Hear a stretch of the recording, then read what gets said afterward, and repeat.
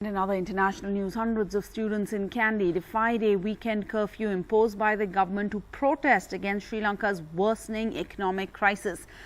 The island country is now facing severe shortages of food, fuel and other essentials along with crippling power cuts. The Sri Lankan government on Saturday also tried blocking access to all social media platforms including Facebook, Twitter, Instagram, WhatsApp and YouTube. All of this in its latest bid to quell protests against President Rajapaksa. Now, the economic crisis has marked a sharp turnaround in political support for Rajapaksa, who swept to power in 2019, promising stability.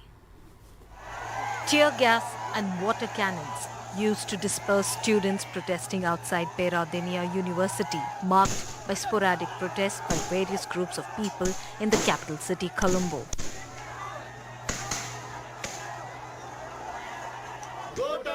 The opposition marching towards Independence Square, a landmark in the history of Sri Lanka's independence, was stopped using barricades and policemen forming human barricades.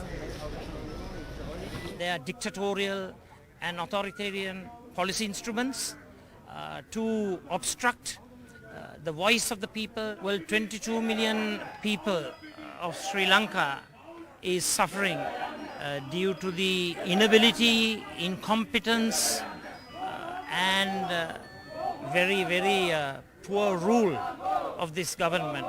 Deserted streets, grocery stores shut, fuel stations shut, public transport off the roads. Most of the country stayed indoors, struggling to cope up with the shortage of essential items. Social media, banned since Saturday evening, was reopened at 3:30 p.m. today. Namal Rajapaksa, Sri Lankan minister and the eldest son of Prime Minister Mahinda Rajapaksa, criticized his government and urged the government to think progressively. The Human Rights Commission has taken serious note of the declaration of public emergency, and sources tell us that the government will soon be questioned about it. By imposing curfew and declaring emergency and arresting protesters, the Sri Lankan government has stifled the voices of the citizens. In fact, the story will remain the same even on Monday when the curfew is lifted at 6 a.m.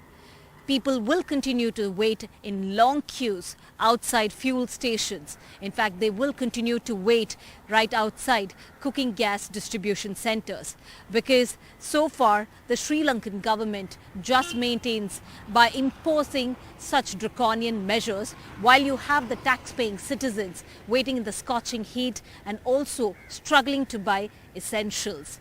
In Colombo, with camera person Govind Murthy, Srija for NDTV.